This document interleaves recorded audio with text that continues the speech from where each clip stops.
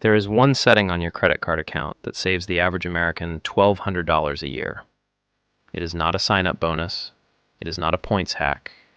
It is not a balance transfer offer. It is one box you check inside your bank's website that quietly flips your credit card from being one of the worst financial products in the country into being one of the best. Banks won't tell you about it. They can't. They make billions every year on you not knowing. It takes about 10 minutes to set up. You do it once and you forget about it forever. By the end of this video, you'll know exactly which box to check, why it's worth $1,200 a year, what kind of card to combine it with, and the 3 small mistakes that quietly take the savings back. Stay with me. Here's the trick. Set your credit card to automatically pay the full statement balance on the due date. Not the minimum, not a fixed dollar amount, the full statement balance. And put all of your monthly spending on a flat 2% cashback card. That's it. That's the whole trick. It sounds boring. It sounds like nothing. It is one of the largest no-effort money moves available to a normal American household, and almost nobody does it correctly. Let me show you the math, because the size of this is the part that gets people to actually do it. The average American household with credit card debt is currently carrying about $6,400 on the cards. The average interest rate sits between 21 and 23%. That's around $1,400 a year, every year, vanishing into bank profits. That's not a one-time charge. That's a permanent annual leak. As long as you carry a balance, you are paying somebody in some office in Wilmington, Delaware, $1,400 a year to do nothing. Switch to autopay, full balance. Hold that line for one full billing cycle, and the leak closes permanently. $1,400 a year, gone. Now stack the second half of the trick. The average American household runs about $40,000 a year through their cards. Groceries, gas, utilities, restaurants, online orders, subscriptions, gas, travel, everything. A flat 2% cashback card pays you back 2 cents on every dollar. 40,000 times 2% is $800. $800 in your pocket every year for spending you were already going to do anyway. Same groceries, same gas, same lifestyle. The only thing that changed is which piece of plastic you tapped at the register. Add it up.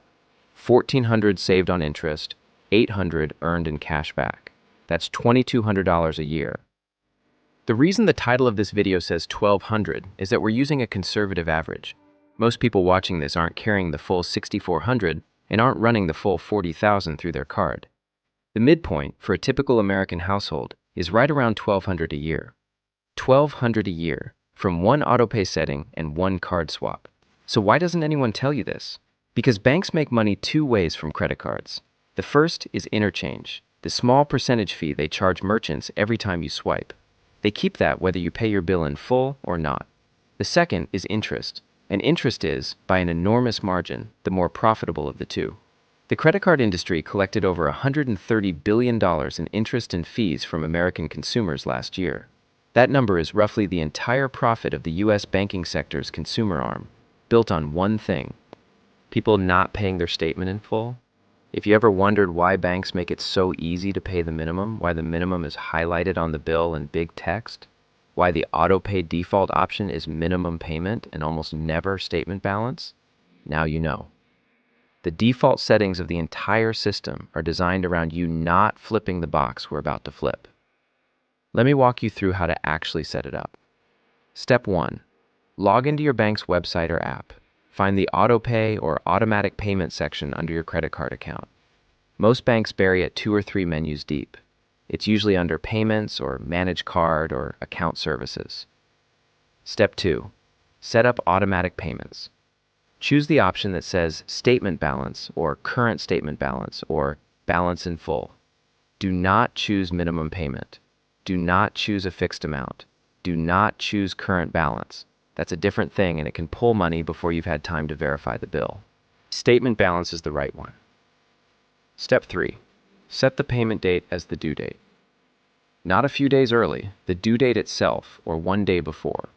The reason is the float. Money sitting in your checking account between the statement close and the due date is doing absolutely nothing. Give it the full 21 days where it can earn a little bit of interest in your savings. Step 4. Make sure the bank account it draws from is your main checking account, and that you keep enough buffer in there to cover 1 full month of card spending. The day this stops working is the day the autopay tries to pull and your account is empty. That triggers an overdraft on the bank side and a missed payment on the card side, and now you've turned the trick into a disaster. Step 5. The card itself. If your current card isn't a flat 2% cashback card, switch.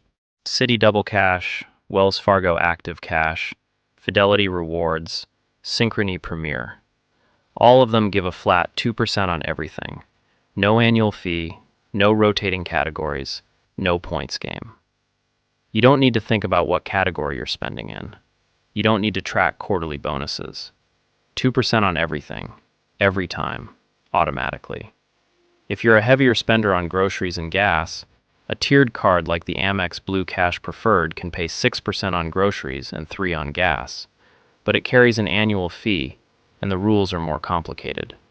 For 90% of households, the flat 2% card with no fee wins because of one thing. It's automatic. It works without you thinking about it. Now the 3 mistakes. Mistake 1. People sign up for the right card and then keep using their old one out of habit. The autopay change works. The card change does not. They miss the $800 a year for 2 years before they notice. Move the new card to the front of your wallet on day 1. Lock the old card in a drawer. The friction is the point. Mistake 2. People panic during a tight month and switch the autopay back to minimum payment, thinking they'll catch up later. That single move reopens the leak. Once you carry any balance into the next cycle, your interest grace period collapses, and every new purchase starts accruing interest from the day you make it. If you're going to have a tight month, lower your spending, don't lower your payment. The autopay full setting has to stay on no matter what. Mistake 3. People treat the cash back like found money and immediately spend it. The 2% rebate is real money. Treat it like income. Most cards let you direct the cash back as a statement credit, a check, or a deposit into a brokerage account. Send it to a high-yield savings account or a Roth IRA on automatic transfer. $800 a year invested in a target date fund for 30 years at 7% compounded works out to about $75,000. That's a real retirement contribution, funded entirely by groceries. That's the move. That's the entire video. Set autopay to statement balance. Use a flat 2% cashback card. Don't carry a balance ever. Don't change those settings when life gets tight. Send the cash back to investing. $1,200 a year. For 10 minutes of work, once. Compound that for 30 years. The number is somewhere around $113,000 in real wealth, without earning a single extra dollar at your job, without budgeting, without giving up anything you currently buy, just from how the money flows through your card on the way out. The reason almost nobody does this isn't that it's hard. It's that the entire system is designed to keep you on the default settings. The bank's website doesn't suggest it. Your statement doesn't recommend it. The customer service line won't bring it up. The card you have right now probably wasn't designed to pay you back 2%. It was designed to pay them back 22%. You have to flip the box yourself. Tonight is a good night to do it.